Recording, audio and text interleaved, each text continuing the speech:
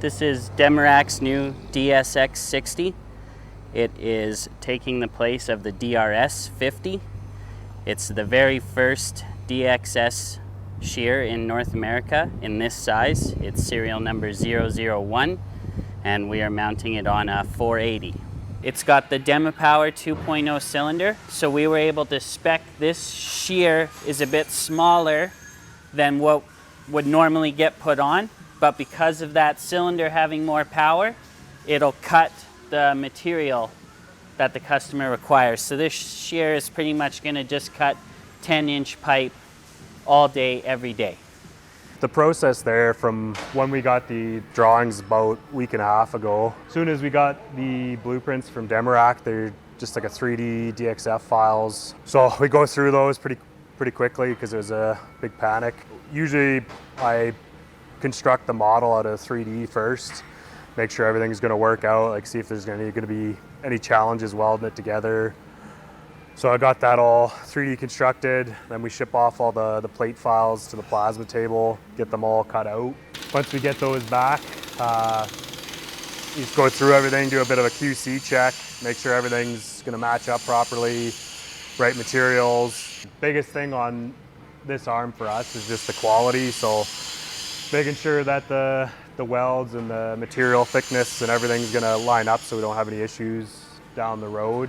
This was it was a bit challenging turnaround time wise, just it was pretty quick pace. You know, got the plates back after the prints a couple days later, got it fabbed up in a couple days. Because of just the size of it, got to put a ton of heat into that thing. You got to keep it hot pretty much the whole time you're welding it. So it's definitely pretty busy couple of days to get that welded up, pounded out. But yeah, it's nice to see it on there now that it's all dialed in. But as Devin said, we built the mount ourselves, which was pretty cool. The DemiPower 2.0 cylinder is new for the DSX shears and was up for the Innovation Award at the Demolition Summit. The blade tips are pretty interesting as well. You can see here they kind of jigsaw them for alignment, and then they also have two sets of bolts, one running horizontally and one running vertically. So your chances of misaligning when setting up the piercing tip are much less. So this shear has 5% more cutting power over its predecessor and has 25% more cutting power than another shear in its class. The really nice part about this whole setup is combining it with the Volvo machines. Volvos have a really nice plumbing package from the factory, so we didn't have to add any valving or lines to the physical machine. We just have to hook up the hoses and away you go. Single auxiliary circuit here to plumb into the DXS 60. This machine has a ton of flow for this shear. It's really quite easy to set up. Volvo comes plumb with slope and rotate. So the guys already have everything all pre-set up. All the flows are all checked on our flow meter, set the pressure. Yeah, so just waiting on a few hoses here to plumb in, and then away we go.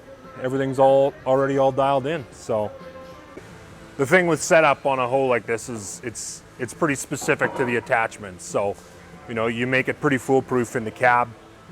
Operators using all of the regular functions. All you're using is the bucket function is now your shear function for your jaw, and the auxiliary function on the joystick is for your rotation of your shear. So it's pretty foolproof. It's not like adding an attachment with a bunch of different functions. It's just changing your bucket out for a cutter. That's essentially what you're doing. So what the guys do is they hook up the flow meter and they set everything in the cab. There's a few adjustments that need to be done at the control valve for the reliefs, just to get everything.